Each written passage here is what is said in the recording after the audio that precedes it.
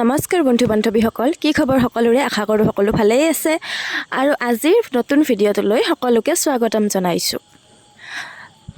বন্ধু বান্ধৱীসকল, জনপ্ৰিয় ইউটিউবাৰ সৌভিক ৰাজখোৱা আৰু ৰ'জ বৰদলৈয়ে নতুনকৈ মা দেউতা হ'ল। জানেনে বন্ধু বান্ধৱীসকল? হয়, তেওঁলোক নতুনকৈ এটা ছোৱালী সন্তান নে ল'ৰা সন্তান এতিয়ালৈকে তেওঁলোকে ডিক্লেয়াৰ কৰা নাই, কিন্তু তেওঁলোকে এতিয়া নতুনকৈ মা দেউতা হ'ল আৰু আমি সকলোৱে আমাৰ তৰফৰ পৰা তেওঁলোকক শুভেচ্ছা জনালোঁ।